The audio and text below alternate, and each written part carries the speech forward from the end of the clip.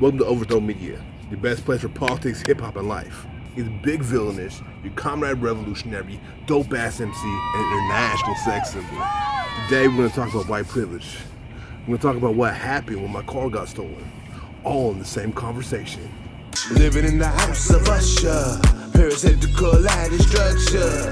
The plague begins to cluster. In the house of usher, living in the house of usher, parasitical lighting structure.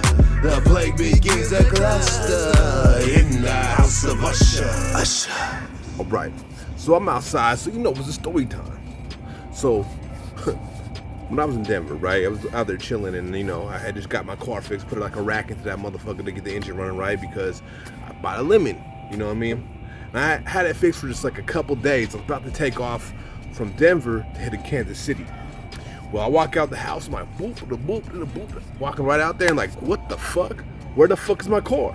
And I'm like, there's no way to get towed because this ain't even a tow area. Like, there's no way it has been towed. Then I realized I can't find my keys. Fuck.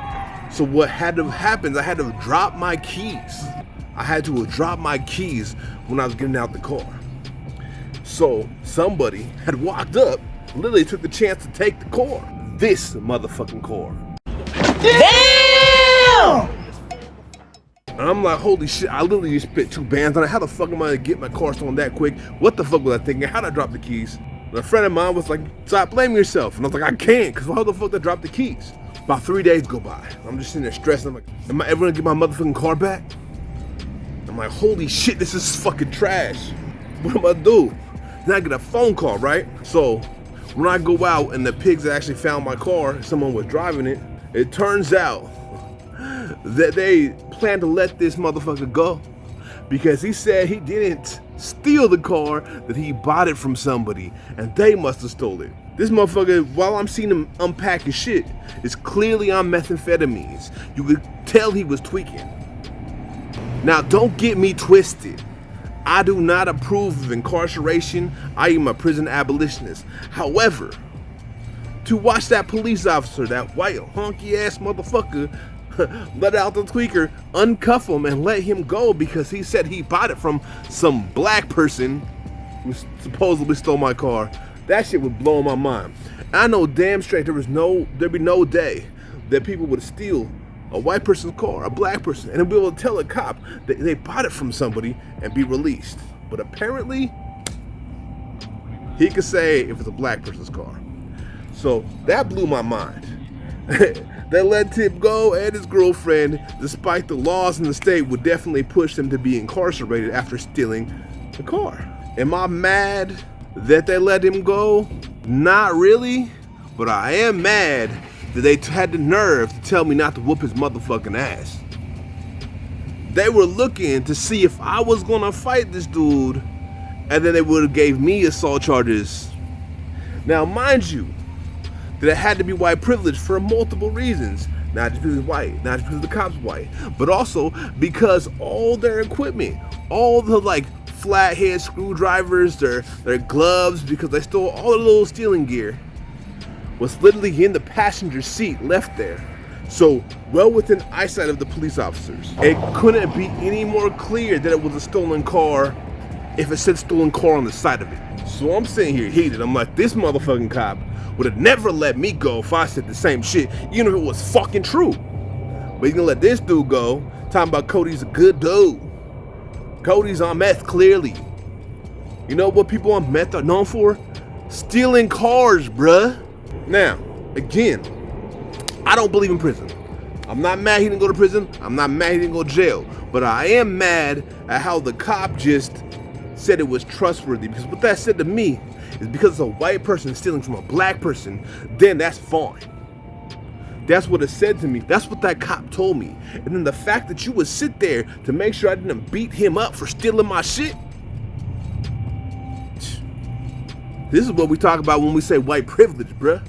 Because you can steal a fucking black person's car and not go to jail for it if you just say you didn't do it. Ain't no black person in the country can steal anybody's car, not even another black person's car, and have that happen. Shit.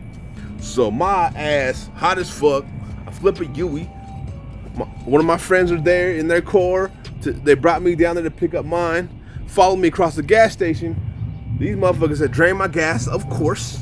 My gas was damn near empty, so I filled that shit up. And this fool had the nerve to walk over and claim that I can show you who stole it, who sold it to me. It wasn't me, really.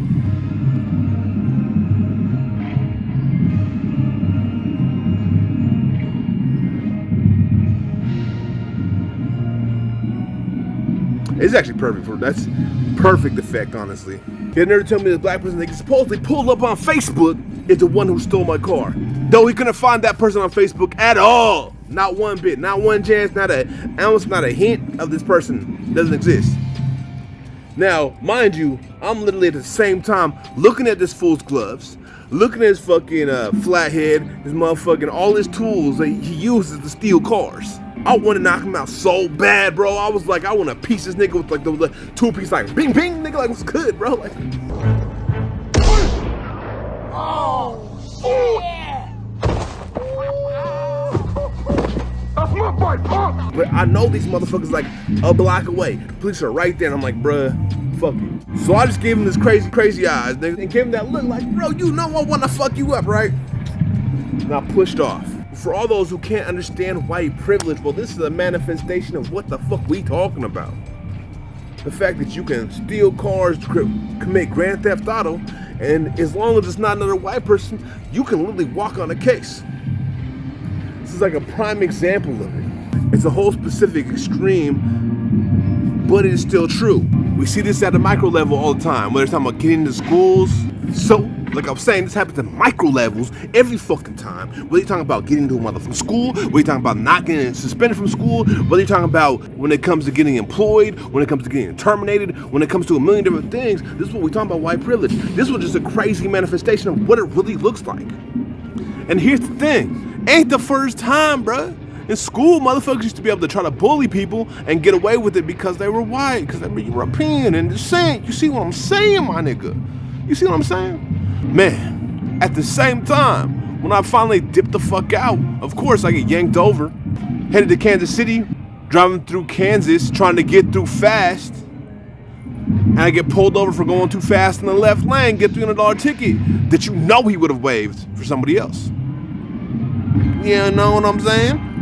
Don't get it wrong. I'm definitely grateful that I didn't end up like another motherfucker where it's screaming BLM because it fucking killed me or something.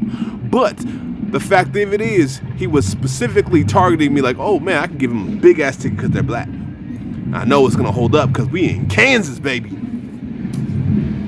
It is what it is though. Because it's my little story time. It's not as long as some of them, but I gotta fill you in a little bit about the white privilege and what it can really look like and how far white privilege can really take some people. You know what I mean? Make sure to like, subscribe, and hit the bell to stay notified. Ignore the school in the background because they won't shut the fuck up. No one wants to hear your sports. I don't care about your sports and your bands. Make sure to follow me on all the social media. That means villainous_music on Instagram, Twitter, TikTok, SoundCloud, Patreon. Yeah, definitely that Patreon so you can support it and keep the motherfucking lights on. Also, if you want to help with some of the losses, since I did lose all my shit, you can also donate in some of the GoFundMe's down below. All right, we out of here. Thanks for rocking with me. Deuces. Peace. Walking through the crease and the cracks of the streets, struggling for some food and a bed to sleep, while trying to cause overthrow. I'm feeling weak, ideology buff.